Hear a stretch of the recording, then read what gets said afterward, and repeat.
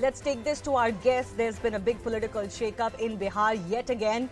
And we don't quite know exactly how this will work out for each side. This is, even though something that has played out before, still relatively new territory. We still don't know how this plays out for Nitish Kumar. We don't know how the BJP will respond or recover from this. And we certainly don't know how the RJD can build up on this.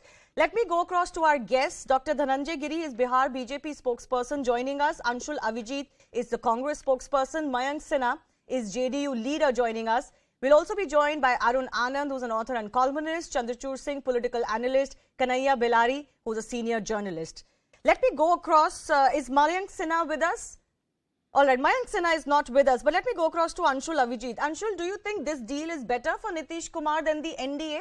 And how will Nitish Kumar justify this being a better deal for him? First of all, Shivani, let me just make a few corrections to your introductory remarks. You said that there are no permanent enemies or foes in politics. No, there are.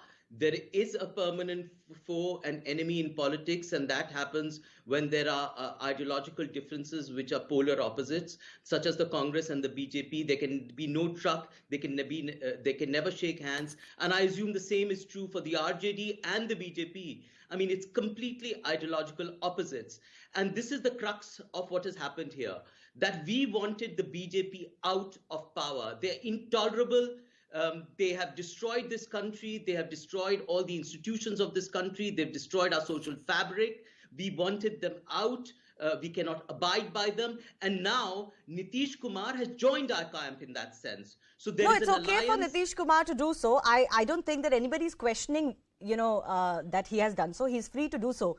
But when you say that the BJP cannot be, I think you used a particular word, that they cannot be allowed or accepted. I think you have to understand this is a democracy. They were voted into power in Bihar, and I'm sure you will accept they were voted into power, in Lok Sabha elections too.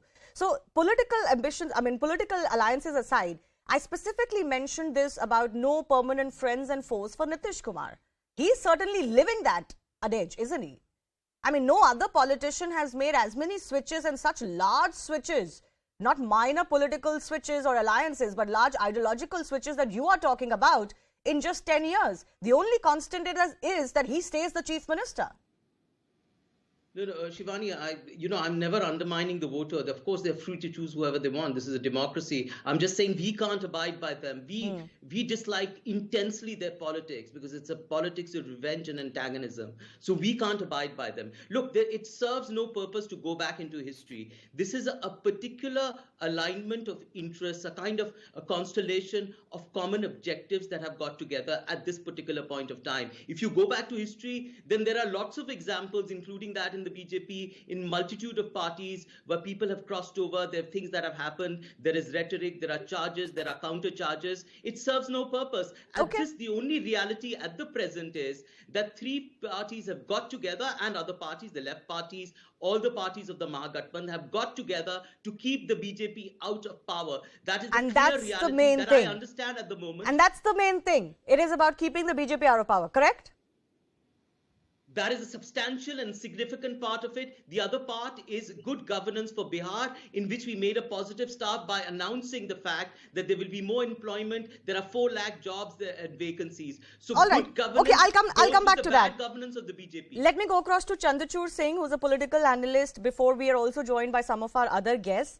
Chandrachud, let me come to you with the top question that I'm trying to figure out. Is this better for Nitish than what he had with the NDA?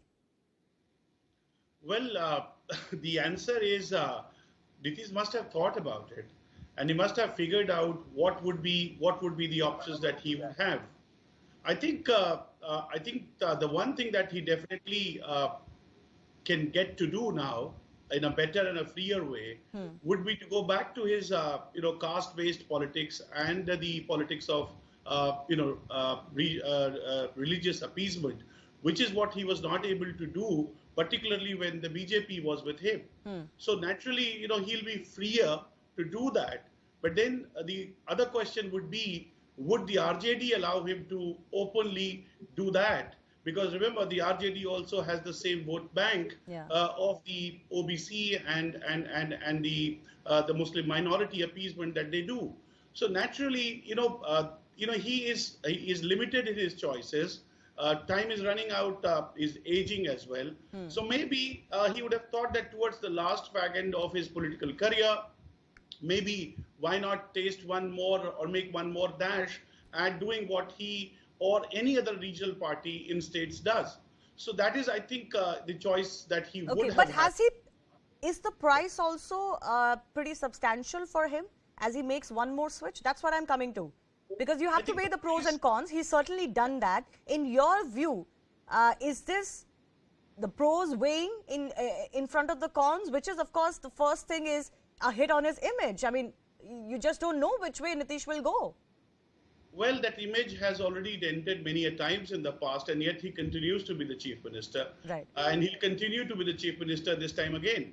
So I don't think that image matters. And remember, we have a very relatively short memory. So naturally, all the bygones are bygones, as we heard somebody saying, that let's not get into the past. So today's present will become tomorrow's past. And then tomorrow, somebody will again come back and tell you on the TV channel that let's not get into the past. So I don't think, that credibility of image to that matter, or political morality for that matter, is a factor anymore. All right. Mayank Sinha of the JDU is also joining me. Mayank, straight question. How will JDU and Nitish Kumar just